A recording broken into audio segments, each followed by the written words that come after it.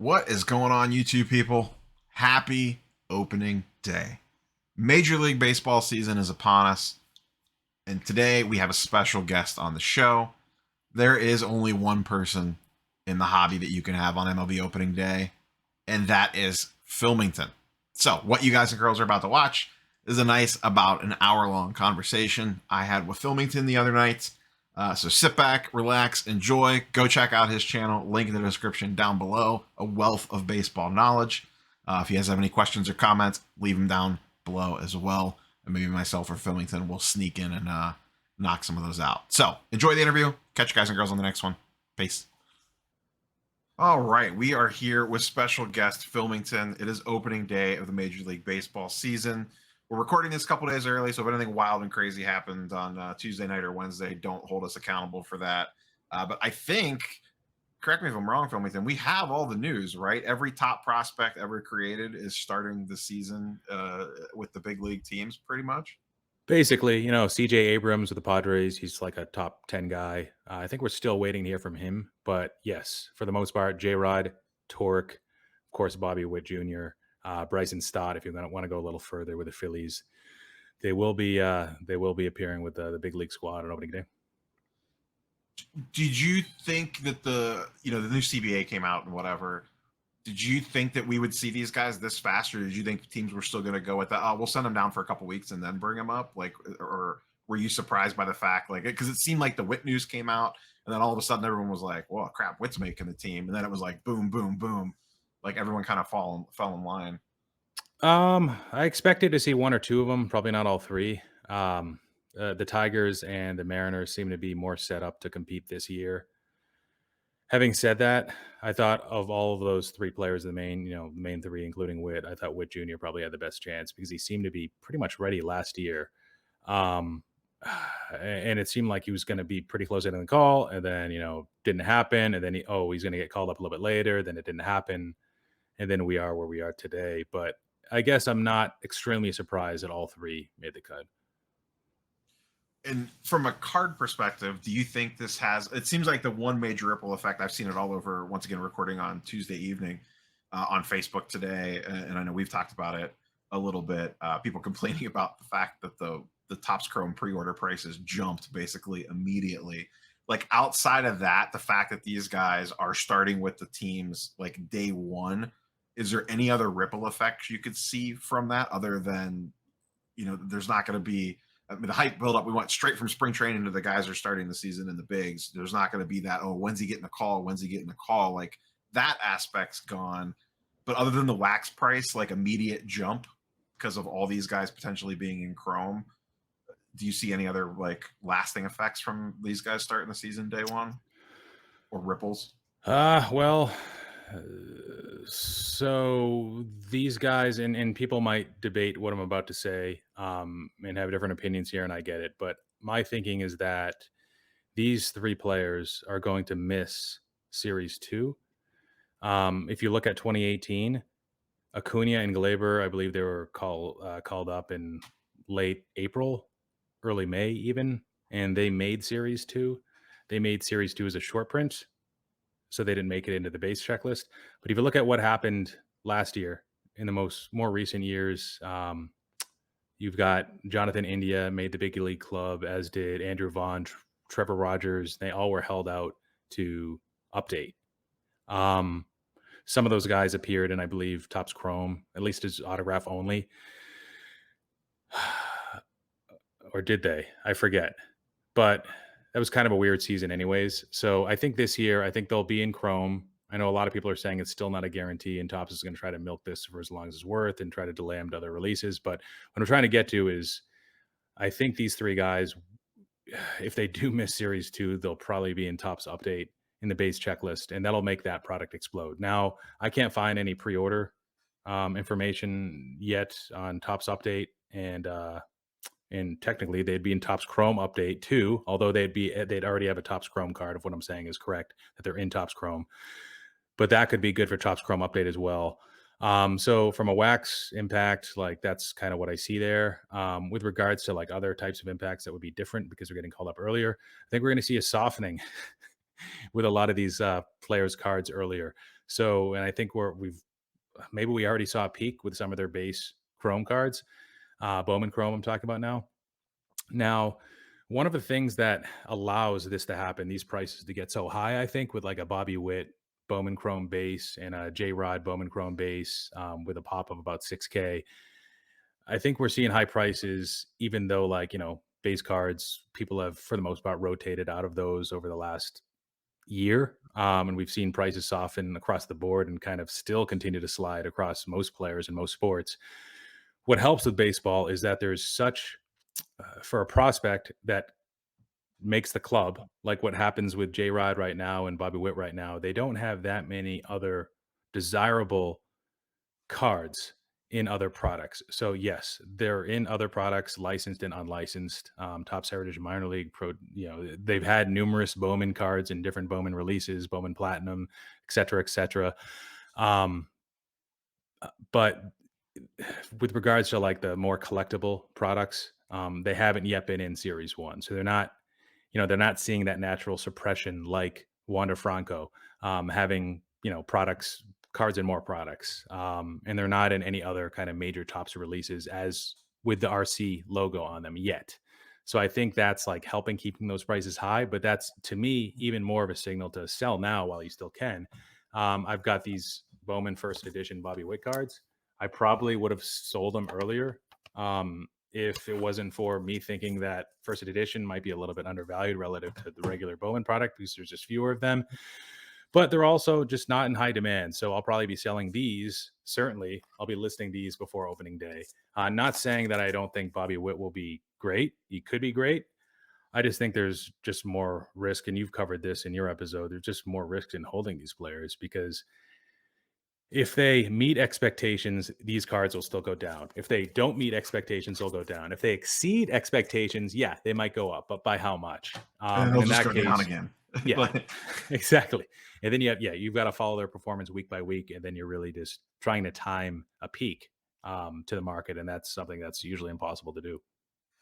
yeah, I mean, the example that I always go to for this too, specifically speaking baseball, Acuna was as hot as the sun for a period of time last year, and even towards the end of that streak, his stuff started pulling back. Was that late April, early May when he went absolutely crazy last year when he was like hit like I don't even remember how many home runs in like a 2 week period, but like his stuff spiked up for like a week, and even though he was still red hot, his stuff started to cool. The only guy that really bucked that trend was Ohtani and Vlad last year, but I think that's because their stuff was so cheap to begin with. It had longer to go to correct. You know what I mean? There was a longer on ramp because they were starting from such a low point. But to your point, I agree. Like especially on the common base stuff. Now, do you have the same tact? Like say, and you don't have to necessarily mention a specific player. Say someone's sitting on a first Bowman auto of one of these three guys, whether it's Torque, J Rod, Witt, maybe even Wander Franco, something like that. Do you expect the normal pattern on that to follow where it's going to be Witt, J-Rod, Torque is going to be super expensive right now, like the peak, and then a pullback on that stuff? Or do you think the fact that because it's the first Bowman auto versus just a random base card that it's, I don't want to say immune to this stuff, but a little Mhm. bit of a different situation? That's a good question. So, I think like relative to Wander Franco right now, I do think that Witt's autograph stuff has gotten a little too expensive. Some of that might have to do with Wander's. He didn't really have a great spring, and people react to that. I don't react to that, but the hobby does. And they reacted to that in the opposite way for Bobby Witt because he had a tremendous spring. Same with J Rod, actually. Current prices of today. Now it's hard because I can't see too many recent comps based on me checking card ladder here, based on like certain cards that I look for, like the base So auto PSA 10. What's J Rod at right now relative to Witt? So a J Rod base Chrome last sale for two, so that's a couple days old, was 2K. I would expect that to be probably 2.5 now, if not higher, based off the news. Franco last sale was 3.2 on April 1st, Mhm. and Wits was 3K just a couple days ago as well. So those are all pretty. The only one that's probably low, that's not realistic, is that J Rod comp. It's probably higher than that now. I would guess that's probably like a 2.5 ish K card. So he's probably the cheapest of the three, and then Witt and Franco are both basically the same, essentially. Yeah. That's Okay. that's So base. That's not refractor. yeah, that's helpful. So based on those prices, And this kind of goes into like my long term and even short term view of performance. And I don't know if this will translate. And my guess is as good as anybody else's here, but I do think that J Rod might be undervalued relative to Witt, based on what you said, like the 2.5 versus the 3, or where you assume that it could be at 2.5 now with J Rod with the news versus 3. Now, from an absolute perspective, do I think that J Rod is still a good value? I don't know. I wouldn't be buying these cards right now. I would, unless you're super stuck on one of them and you think that they're going to be the next, coming of Babe Ruth, Willie Mays, etc. At that point, maybe sure. If you don't have any exposure yet, if you're not able to kind of average in, you talked about on your channel the benefit of kind of owning multiple copies of a card. Well, it's also good when you own them to not buy them at the same time, as you wouldn't sell them at the same time when you exit those cards. So J Rod is intriguing to me. Five tools. He's got the hit tool that kind of separates him a little bit from Bobby Witt. So Bobby Witt might be prone to a average to below average batting average maybe this year. He's got more speed, plays shortstop, gives him that kind of visibility, potential to be an above average defender too. He's got a great baseball build too, good body. I think he's like around 6'1", 200. J Rod's listed height weight. I don't know if it's accurate. I think I see like 6'3", 180. I'm not really buying that. He's But like a twig, isn't he? he's Like pretty like muscular. lanky. He's like lean and lanky. He doesn't seem Yeah. like, I mean, not like he's a kid though, so Tatis, not like Tatis. yeah. He's a little bit more built like Luis Robert, a little bit with the muscle mass probably in his upper body. But J Rod is the type of guy who could do what a lot of people thought Luis Robert would do: steal more than 20 bags, hit 20 to 30 home runs this year, and he's got the potential. He's got the Bill James 2080 scale. Actually, I got it right here. 70 raw power is his potential, and 70 game power, where he's at 55 kind of realized today. Because if you look at his stats last year, and I think that's kind of where Bobby Witt is separated, is that he displayed more power in Double A and Triple A, especially recently, versus J Rod. But J Rod could hit for average this year. He could hit for power this year. He could steal bases. He's playing center field. He could play average to above average defense. He could be great. He could be tremendous. He's 21 years old, so is Bobby Witt.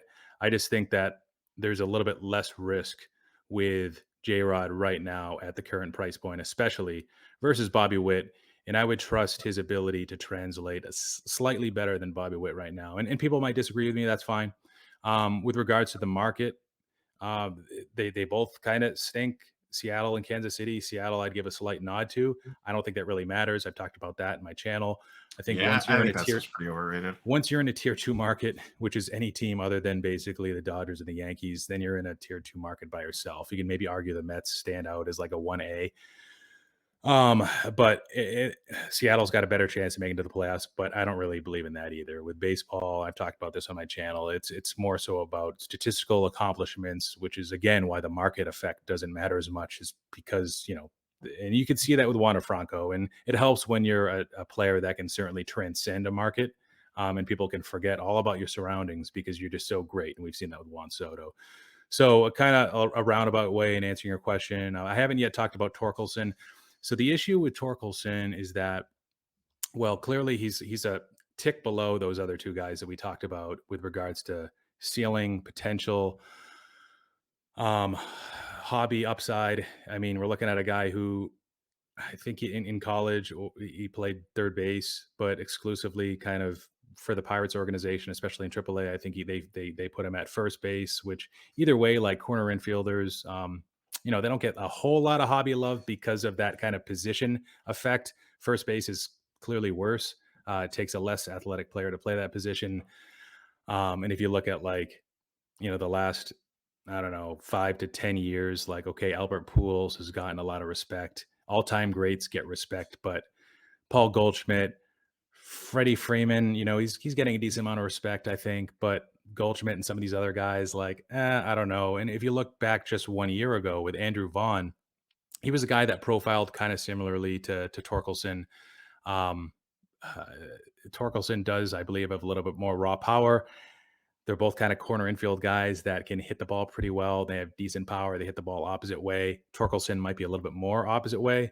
but that could affect his power unless he changes that. And then if he changes that and hits more kind of pull side, then you're looking at 10, maybe fewer points in batting average. So this year with Torkelson, you're seeing projection systems like giving him like, 250 to 260 average, maybe like 20, 25 home runs. I think that might be realistic. And unfortunately for the people that are investing him and are paying, I don't know, half of Bobby Witt prices for Torkelson or close to that, um, I think they're going to be upset in the short term, potentially, and also the long term. So I think if you have Torkelson, I think that the news of him getting called up is potentially one of the worst things that could happen to investors of Torkelson. Just personally, my opinion. Yeah, well, it feels like I could kind of get lost in the. We've kind of talked about this before. There's only so many guys that the hobby seems to fall in love with, like, and there's plenty of guys that kind of get left to the side, like guys that are really good. Like we've talked about, like Devers before, puts up really good numbers, but basically gets no hobby love. A player like that, and it just seems like there's not enough either attention or focus to go around all these guys. And to your point, like if I had a bunch of Torkelson stuff, I feel like I would almost want him to start in the minors to start the season, let the focus go to these other guys, and then everyone be like, oh well, Torque's coming. You know what I mean? Like let the hype machine build for him with him just sitting down in AAA ball and then getting called up later in the season. Um, I think my general stance with all these guys, like the 3 or 4 guys that we've talked about here is, and I don't own cards on any of them. It's not really my style. But what would be my style is if, any of these guys, to your point earlier, just play fine, their stuff's probably going to go down.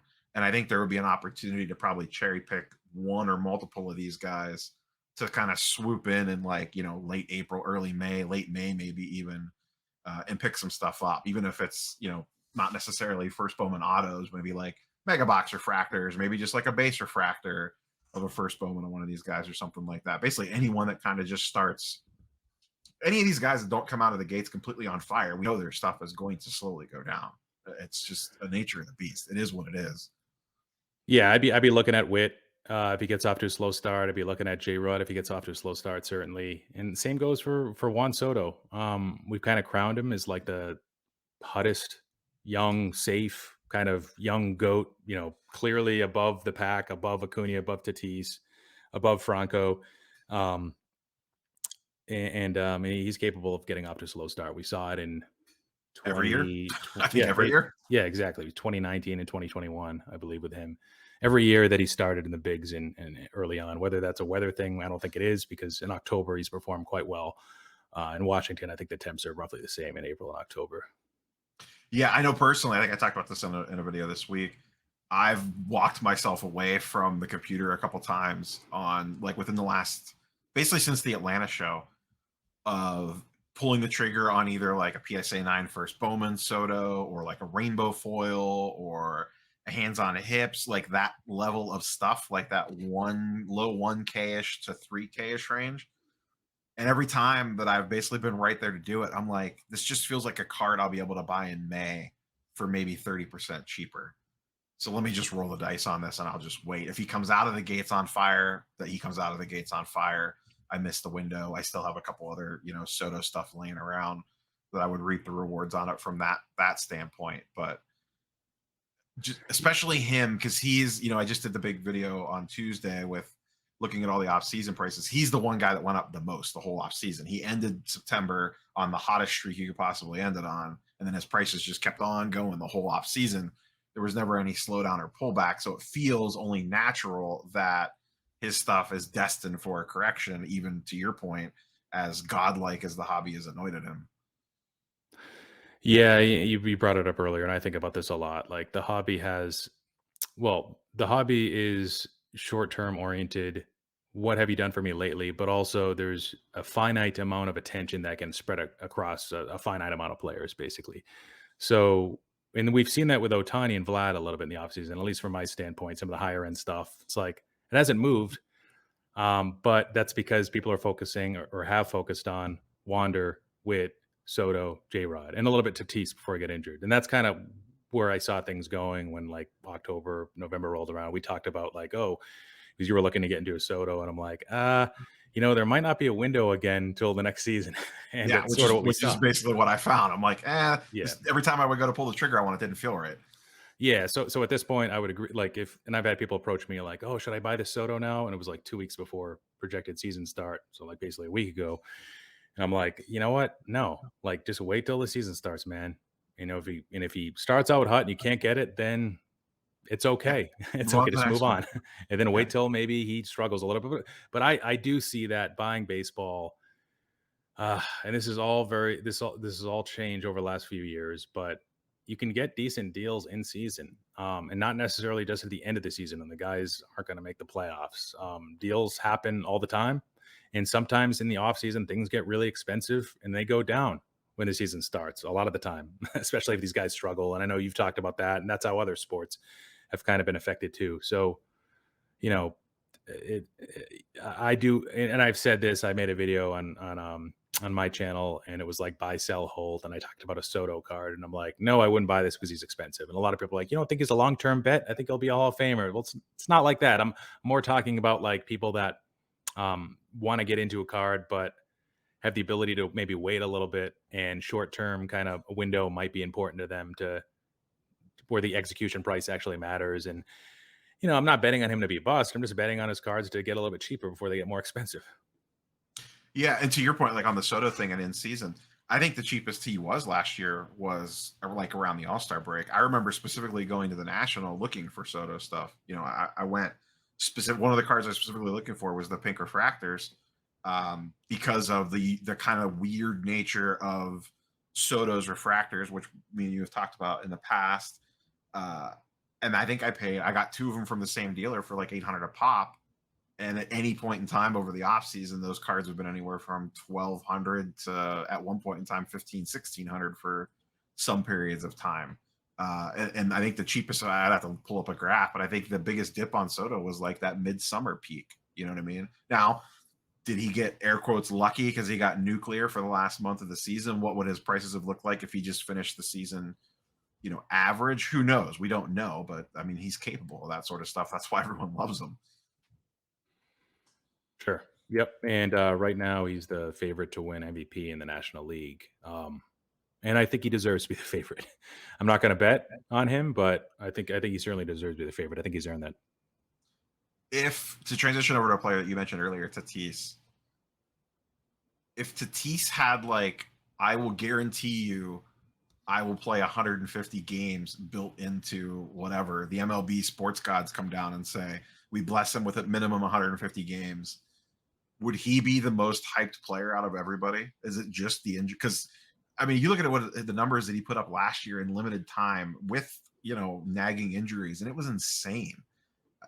And he has so much extra baggage with the injury stuff hanging around him now. It feels like it really hurts him as a whole, which I don't blame people at all. There's a ton of risk messing with him, and I love him as a player, but Yeah. I mean, even before this most recent motorcycle accident where he broke his wrist, that was already sort of baked in. It was like, what are the chances that we're going to get a full season out of this guy? What are the chances that he's not going to get his career derailed from injuries in a serious way that it curtails his longevity or his ability to be productive into his late 20s, early 30s? So that was already there. At this point, I think we saw another drop in a lot of his prices based on the accident. Obviously, maybe 25%, 20%. it's been about between 20 and 30% depending on the card. Yeah, I don't think that's inappropriate. I don't think that's overreacting or underreacting. I think at this point, it's sort of like put up, shut up. Same thing with Luis Robert. He doesn't produce this year. I don't know if people are going to be able to, he's going to be 26 the following year, and there's just too many other guys that'll steal his attention, like J Rod, who can do similar stuff as I mentioned earlier. So Tatis, if it wasn't for last year's injury and the year before that, and The year before that, yeah, it's like yeah, I guess he was pretty healthy in that short COVID season, almost won the MVP. But he's also got more rookie cards than Soto. So I've said this before on my channel, like even if like Tatis did put up a 9 WAR season this year, he never got injured. He wasn't in that motorcycle accident. I wouldn't know for certain in my head if he would surpass Soto. Assuming that Soto wouldn't like make a tweak to his launch angle and hit like 45 bombs and put up a Pools type season, and steal that MVP away from him. Uh, One of the nice things about Tatis, you said it, on a per game basis, he's got last year he showed it, and that's why he finished third in MVP voting despite missing a ton of games. Not a ton, but what did he miss? Like 30 games? Probably did like 130 games. He had the highest Yeah, I weighted. think so. Yeah, he had the highest weighted OBA, which is a indicator of per plate appearance dominance from an offensive standpoint. So clearly, when he's on the field, he's arguably the best player in the game, which doesn't make sense. He's the best player in the National League. He was last year. So it's too bad that we can't see more of that. And that's one of the great things about Tatis is that he has the potential of fixing his defense. He's athletic. He's got one of the best like arm velocities out of a shortstop. He made a lot of errors last year, and a lot of them are throwing errors. And those I think can be fixed. They're mental. We saw Carlos Correa, who's now a very good defender. He had a below average defensive year one year. Now it's not just one with Tatis, it's been a few. But we've seen that kind of be consistent and fluctuate from year to year. And there's a ton of different stats you can look at for defensive metrics. Like outs above average, he's actually a lot better than Bo Bichette, I've heard. But you look at the defensive WAR and errors, and clearly not very good.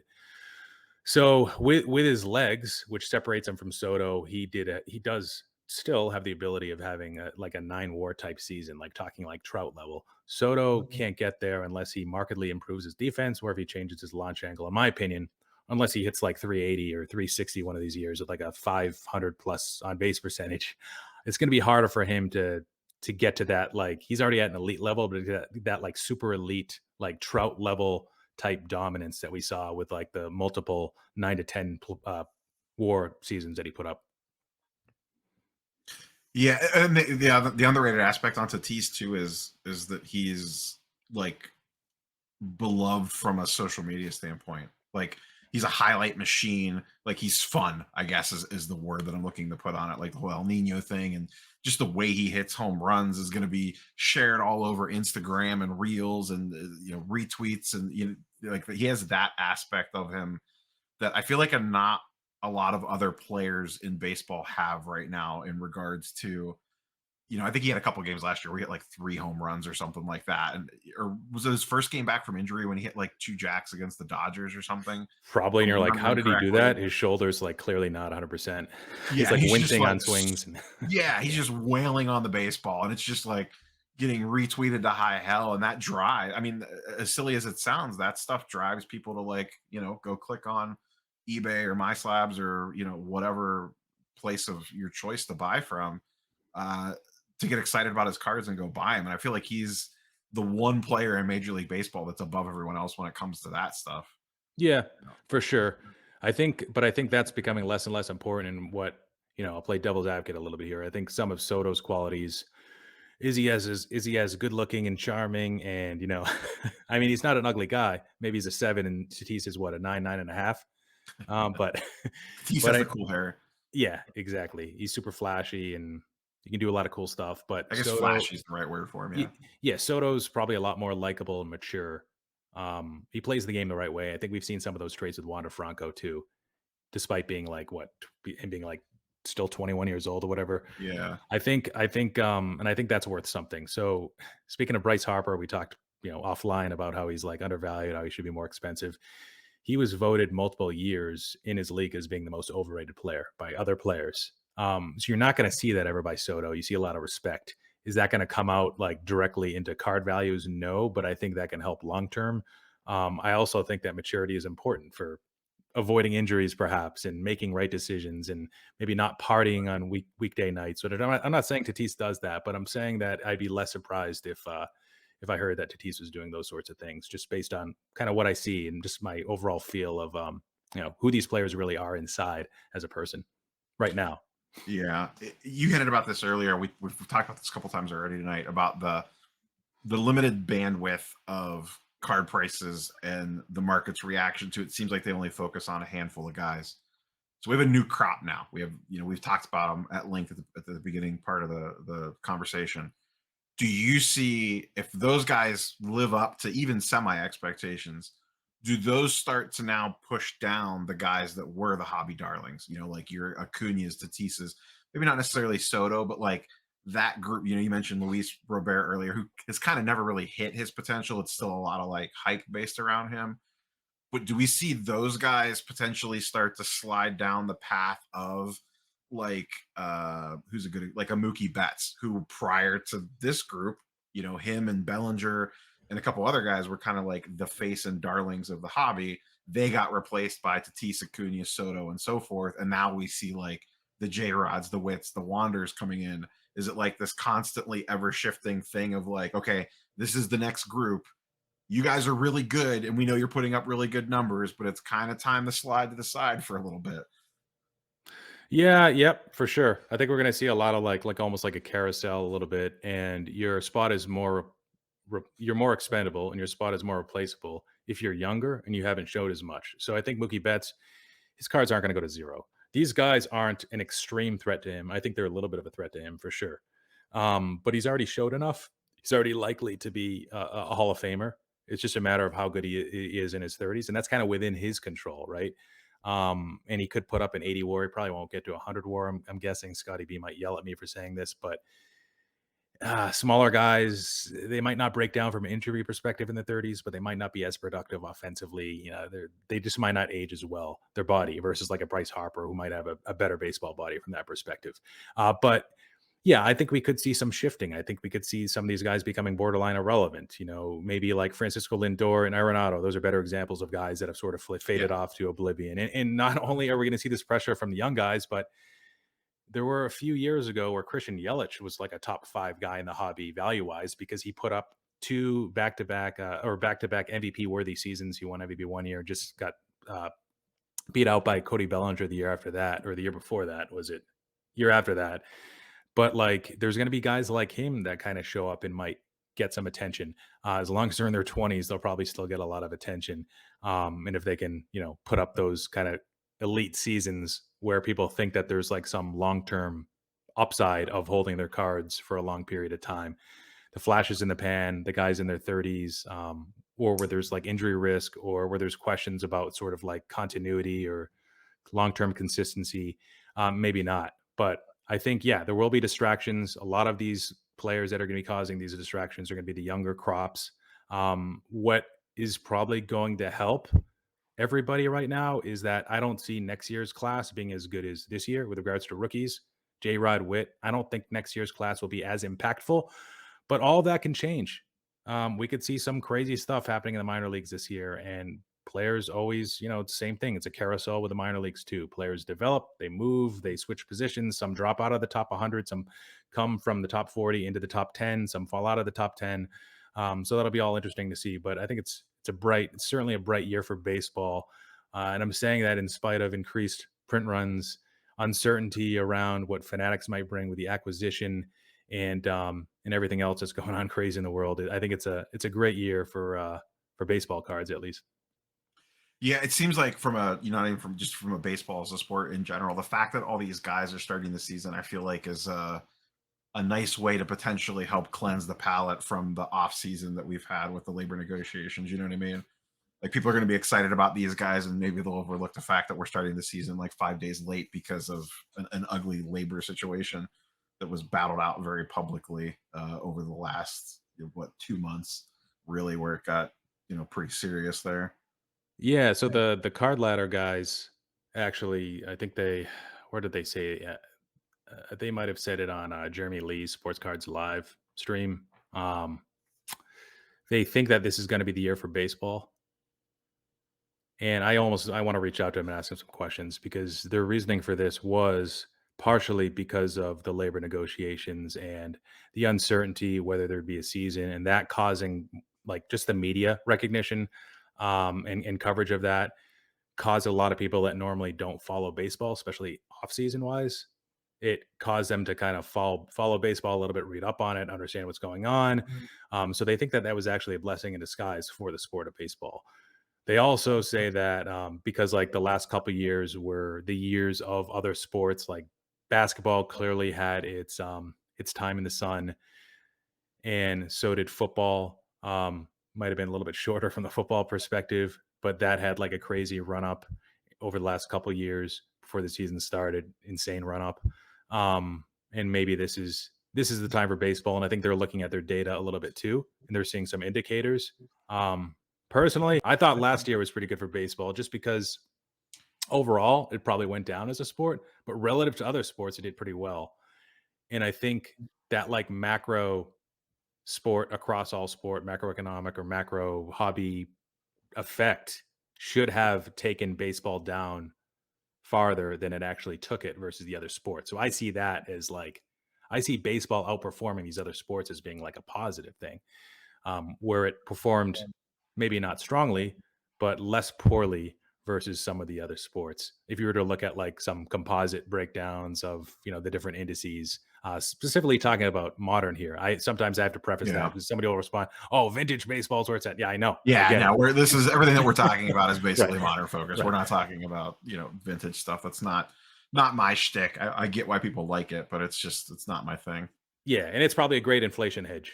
Just if Rick Hoops is watching or whoever, is going to troll us for this. So, One of the other interesting things that I found when I looked, 'cause to your point about the offseason stuff, it did seem like, Soto went way up. Tatis was trending that direction, and then obviously that took a U-turn, no pun intended. And then a lot of other guys kind of stayed flat. Vlad did not lose value. He didn't really gain a ton of value. Acuna kind of the same way. Didn't really gain a ton of value. Didn't really lose a ton of value. The kids that we talked about earlier, they all went up a pretty decent chunk. The one guy that reversed that trend, though, that I'm curious for your thoughts on was Ohtani. His stuff is down quite a bit from when the season ended, probably about anywhere from 25 to 40% drops in some cases. Like, uh, his Bowman auto, it's not a first Bowman, but just his Bowman auto is down like a few $1,000s. His Sapphire is down like $1,000. In addition to just like his like more normal entry level base refractor, pink refractor, like that sort of stuff is down anywhere from 30 to 40%. For whatever reason, he seemed to be the big loser of the offseason. Do you think that's just because his stuff got so high last season? Or do you think people are just worried about all the, I don't want to say nonsense that comes along with him, but just the injury concerns? Is he going to pitch? How much is he going to pitch? Does that affect his hit it? You know what I mean? Like all the extra stuff that comes along with him because of how unique he is. great question. I think it's both of those things. I think his prices did get too hot too quickly. When things go up really fast, they tend to go down also usually pretty quickly. And I think for a while we talk about hobby spotlight. I think he was like the only guy for a while. Vlad a little bit and Him and Ohtani. Vlad were the Nobody cared biggest about winners anybody during the else in season. April and May. Yeah, and that's where Soto kind of benefited. His prices slipped, but so his prices clearly went down, which I can see. He had a poor second half. Um, Power was way down, I believe. Batting average was way down. Still won the MVP, deserved to. So yes, the injury risk is there. We know it. Already kind of went through a Tommy John. He plays two positions, so he's got two roles. So he's got double the injury risk, and he's stealing bases on top of that. Which I'd probably tell him, yeah, you can stop doing that. It's great for if you own him in one of your fantasy teams or whatever. But Yeah. other than that, you don't really want a guy like that to steal base. You don't need him to. He stole over 20 bases. He's got great sprint speed, actually. Look at his baseball savant profile. He's basically like from a hitter. He's got like identical metrics to Tatis from an offensive perspective, which is ridiculous. But down the stretch, he was a lot more efficient from a pitching perspective. And that's kind of what carried his value, like overall WAR, I'd say, and ensured that he finished with a better WAR than everybody else in the game. So what are they going to do this year? Is he going to get more innings? He's not a guy that pitches twice a week. I don't know. I think that so he's 28 years old. He's had one remarkable season. He's had a couple like decent like half seasons, I think, at this point. I think this is something that also holds down Vlad is that people are, and they should be, people aren't just going to react on short-term performance. What's most important for a player's value or like how me or you would appraise a certain player is what is his like long-term potential? What are his long-term capabilities? Is he going to have like between 5 to 8 really dominant seasons? That's how you would normally appraise a regular player, and I think that's what's keeping down Vlad a little bit because people are questioning his body and if he can continue to excel in his 30s, or is he going to turn into another Prince Fielder, maybe retire a little bit earlier, and maybe he won't be able to control his weight, and that becomes an issue again, as it usually tends to be with players that have weight issues in their early 20s and they're in their late 20s, 30s, and it becomes something that's difficult to manage. So with Otani though, I think he is so special where he doesn't need to have 5 to 8 awesome seasons where he wins MVP in half of them in order to be forever hobby relevant. He might only need to do what he did last year 2 more times. And he's got a bunch of years to do that. I mean, he's gonna lose a little bit of speed. He's probably gonna lose a little bit of performance in his 30s. So maybe that goes down a little bit, but he could do what he did last year again this year and do it again the year after that.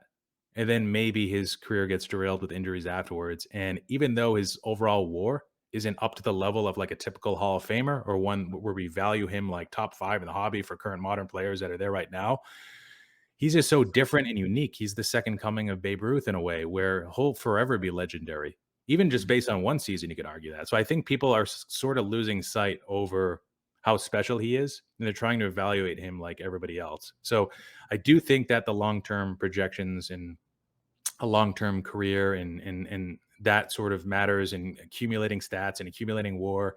I think that certainly matters to most players, and it does to him to an extent, but I do think he's a little bit different because of what he's doing and how special it is on both sides of the ball, and the fact that we'll never see it again, or we'll have to wait another 100 years to see this again, right? But having said that, what I will say is there is a risk factor associated with Otani's cards in that he has so many of them, so many rookie cards. If you look at Bowman Chrome, he's got autographs. And it used to be where like the one that came first was the more expensive one because it came first, but the one that came second's got a hitting pose. So now they're valued similarly. I'm talking the Bowman Chrome autographs from the Bowman set and the Bowman Chrome set that came out later that year. So he's got multiple Bowman sets that matter. He's got multiple Topps Heritage sets that matter with red ink autographs. He's got multiple Topps Chrome sets that matter where he has meaningful cards in the Topps Chrome update and the hitting pose. He's got multiple Topps flagship sets with meaningful cards, which is in Topps Series 2 and Topps Update. So at some point, like, we've talked about this. You asked me, what's the card to pick up for Ohtani? I'm like, I don't know. Like most players, you can tell, you can limit it to like 3 to 5. Like this is like the hierarchy, or these are like the top 3 that I focus on. With him, I don't know. And that's why Tatis's injury risk, sure, it's been a reason for me to avoid his cards. I don't really have that many Tatis cards, but like another part of it is because his rookies were in 2019. There's just a lot more for him than there were for Soto. So I tended to go for, the supply. Whenever I make a buying decision, it's not just based off of the demand side of the equation. You should always weigh in supply, because whether that seems to not matter today, and Ronald Acuna in his US 250, even though it's pop at the time, it was pop 5 to 10,000, it was still selling for like $300. Like that might not matter now because everybody wants it, but at some point supply will matter. Yeah. Actually, for most of the, for the from now till the end of time, supply will matter. It's going to matter, at some point. So I don't know. That's my thoughts.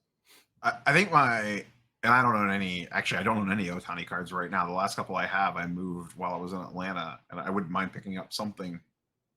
I think my favorite one is the Topps Update rookie debut batting.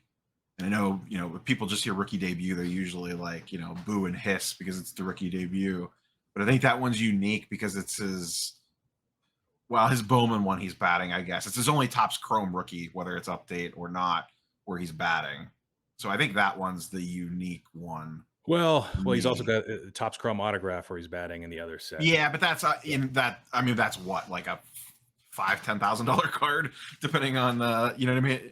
Yeah, right. Versus a $1,000 card. How many people are running out to buy the Ohtani Topps Chrome auto? That's not a cheap adventure. I get what you're saying though, but the hitting one's also a debut, and Tatis has had a battle this too, hitting pose with the debut, and it's been more just as popular as like the other Chrome rookie, but then it tends to be very volatile. There doesn't seem to be a lot of long-term hodlers of those cards, at least right now. To your point though, those do seem, and I haven't checked the pop reports on those for a while, but the debut batting on the refractor and on the pink refractor, they seem to be fairly low population. I have to double check that, but I don't think that there's a ton of those Yeah. compared to some of his other stuff. So probably 14 months ago, the base Topps Chrome update and a PSA 10 was probably under $20. So you're dealing with lower print runs just because the card hasn't been meaningful for a long period of time. Like I had a bunch in my stack. I sent them to SGC just because I wanted to kind of populate on like the May June boom. I think I ended up Yeah. getting them back in June. I sold them immediately, but yeah, pops are low on those for sure. And even the series 2, just because again, like just even with like the base card boom, I guess it was a good time to buy Ohtani because his stuff was down. He was hurt.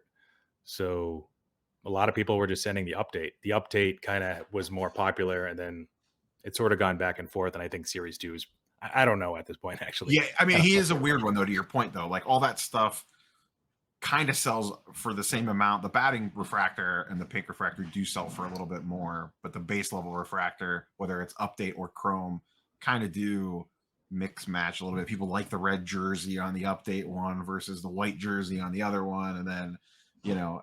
From a high-end non-auto perspective, I think you had one of these at one point in time. Maybe you still do. I think the Sapphire would probably be the play on him if you wanted like lower, because 2018 Sapphire, correct me if I'm wrong, is fairly low on the print count wise, correct? Yeah, I think like 285 maybe print run and pop for him. I think when I bought it, it was like 50, and then probably a bunch of people crossed him over from Beckett. Now it's up to like 80 plus, which technically is still a base card. I know people are going to argue, well, it's Sapphire and it was limited, but doesn't have a serial number on it. Um, and at the end of the day, Pop 80, it's not super high, but it's not super low either. Yeah. And it's not a batting pose. So I like that because I think that this could be the year where he might contribute more from a pitching standpoint than hitting standpoint. The league might have adjusted him to him a little bit as a batter. He's probably talented enough where he can adjust back. He's got those crazy exit velo stats too, barrel rates where he's capable of doing some awesome stuff from a hitting perspective. I don't want to take that away from him, but like maybe this is the year that his pitching kind of stands out more and people don't need to have only the stuff with him batting. Um, I'd have to look back and see like with Babe Ruth. Oh, geez, yeah, this is probably right. Like the Gaudy card, where he's got like at least four different variations. Is probably the batting one that's probably the most expensive. So maybe there's something to that too. But Plus 2018 Sapphire looks best out of all of them. 2019 is underwhelming to me. Having had the Vlad in hand before. It's a nice looking card, but doesn't pop like 2018 Sapphire does. I don't know yeah, what they tweaked on that. It's less blue, I think, or something. I don't know. The 2019 is more of a cracked ice than the blue of the Sapphire, in my opinion. But I don't yeah, know. the 2018 can be mixed up with the 2018 Topps Chrome Blues, which is kind of unfortunate. They kind of like with if you just look at like a scan, it kind of looks like just a Topps Chrome Blue refractor number to 150. Looks similar. Probably not in person because of the cracked ice look, of course. But All right, we're running a little late on time. We're running a little long here, so we'll kind of wrap up for the. This is my little nugget. I've been talking about this with a couple different people, um, in DMs and on other means. So we'll save this nugget for the people that stayed through the whole 45 minutes of our banter. I have really fallen down the rabbit hole on the baseball side of game used patch auto cards, even non rookie year ones.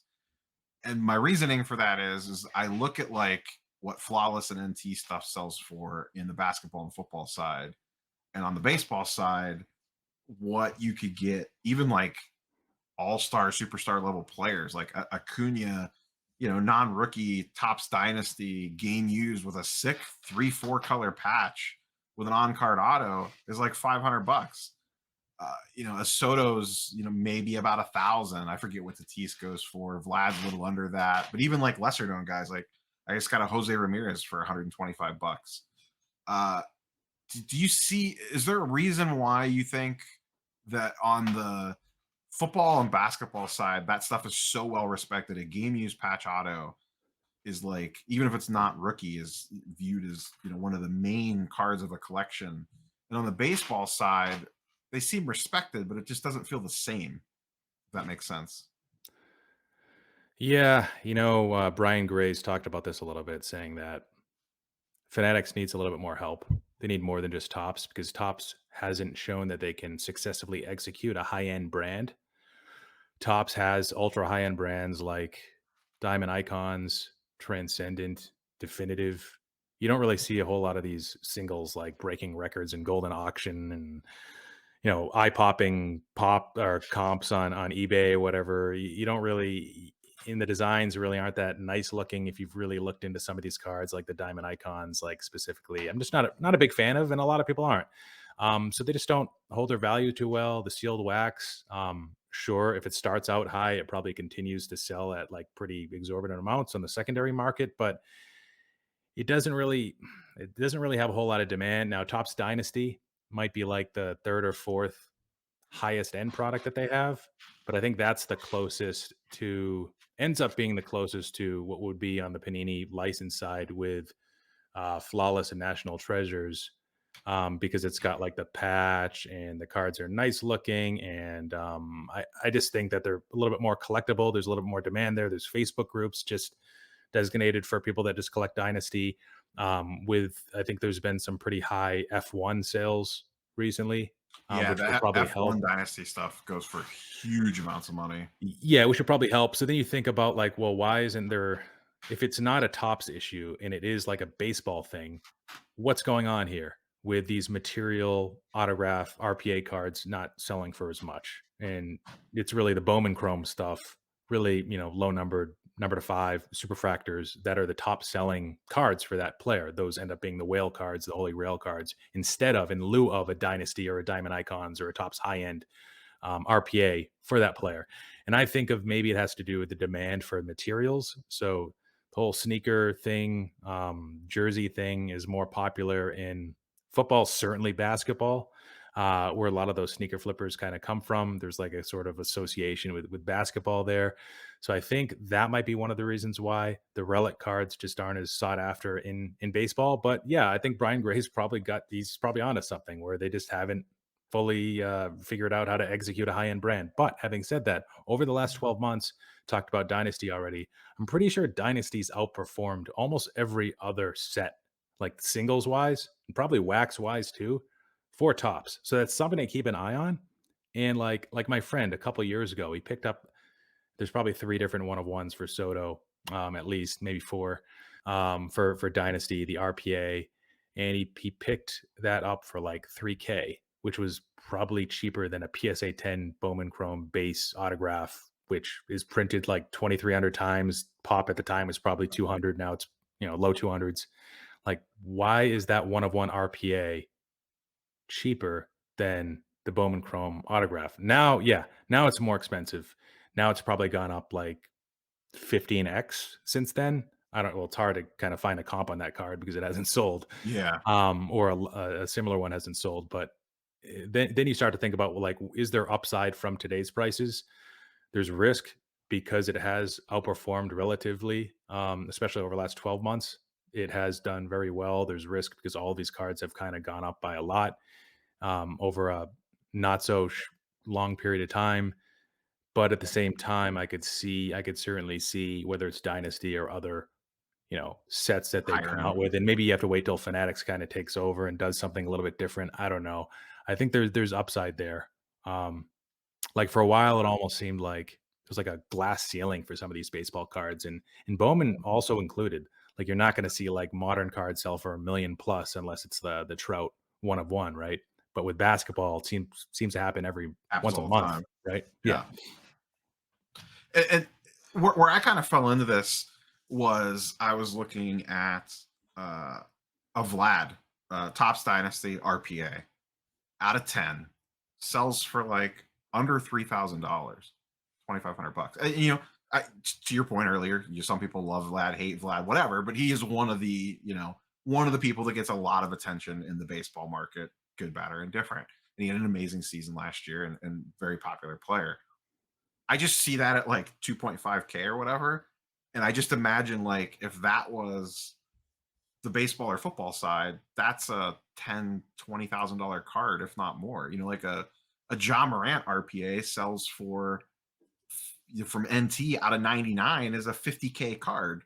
And maybe necessarily top status he might not necessarily be directly correlate with an NT or a flawless, but I feel like there's a too large of a gap there, and at some point in time, if whatever player you pick turns to be the next great guy, that card potentially has a lot of upward potential because, like you mentioned earlier, the supply side matters. And on this, we know what the supply is because they're numbered. There's out of fives, there's out of tens, there's 101s for the nicer patch cards, and there's not a lot of RPAs on those just because it's I think it's a relatively new-ish product. But there's Vlads, there's Bobichetts, there's other guys like that I believe floating around out there. But I just look at what that sold. That was the one particular card that kind of set me down the path was this Vlad with a 3 or 4 color patch, Right. rookie shield logo on it, is under $3,000. And if this was a basketball guy, if this was Kevin Porter Jr., who's not even, you know what I mean, like 2 years ago, that's like a 8K card in an NT or a flawless, and that's like a C-list prospect on the NBA side, selling for more than what Vlad, one of the top 5 or 6 guys on the hypo meter. Just it seems out of whack to me. Yeah, and there are multiple variants of each player, so they're not going to have just Yeah, one of one. yeah. There might be 5 or more. I don't know the specifics. I don't. There are a lot. There's vertical, there's horizontal, but flawless Yeah, and NT do the same thing right. though. There's True. there's not Yeah, just one flawless RPA. Every guy has the vertical, the horizontal, the out of 10, the out of 20, the out of 99, the this, to that. So it's not like that's or that's not like baseball's unique in how they're handling that. there is Jordan Alvarez 1 of 1 ending tonight. Did you see that one? I think I saw eBay. that one, yeah. But yeah, Yeah. there's a lot of like one-on-ones in there with like laundry tags Right. and Nike logos and stuff like that. If that was a basketball player, would be astronomical sums of money, even for someone that's a late lottery pick. Right. Yeah. Yeah. I think there could be some upside there for sure, but I guess who knows? We'll end on this. So we don't have to go through all the awards or anything crazy like that, but just given what we kind of started talking about, the crazy nature of the AL rookie wave of guys that came this year. Do you have a favorite for AL Rookie of the Year out of those guys? Well, since Wander already qualified for it last year, I'm going Yeah, to because go with Wander is out, right? 100%. yeah, Yeah. yeah. I'm gonna go with J Rod, Julio Rodriguez over Witt, but I could be wrong. Um, I think they're both going to be great. So I think that's going to be a very fun. I hope both those guys give us a fun season. I think they have the potential to, I don't want to say save the baseball season or anything like that, but kind of pull us away from the ugliness that was February and March. If they give us a hyped, you know what I mean, like rookie of the year race, or those two guys are dueling back and forth for who's having the best season or whatever is the next young crop of guys with, Wander not eligible, but, doing the same thing. And then to your point earlier, someone is probably going to come out of the weeds. You know what I mean? Someone's going to get called up that we're not really talking about, or that's maybe 15 on a prospect list, comes up, gets hot, and has the potential to do something as well. So, yeah, yeah. The one thing that I didn't talk about earlier is there is some possible downside to a lot of these hitters that are getting called up just because so many have struggled recently to make that transition. And a lot of it kind of goes back to that 2020 COVID season where they weren't able to play full games and they weren't able to get the full proper kind of development. And there's a few other factors too. So it wasn't just a coincidence last year when like Joey Bart, Christian Pash, Joe Adell, all these guys are kind of Kelnick, and they're all struggling. So we certainly could see some slow starts for some of these guys. Bobby Witt, maybe strikeouts become a problem. J Rod, he's not able to hit for power and he gets into a funk. We'll see. It should be interesting. I hope we do see some excitement from these guys. I don't know if it'll be anything like last year what we saw from Ohtani, but man, he was an amazing gift to the game last year. So hopefully this year we can see some cool stuff on the field. if they start slow, we just call that buying opportunity. Very true. So, Philmington, where can the people find you for the once a month video that you post? Channel is Philmington. Surprise, surprise. YouTube, Instagram, eBay, all the same handle.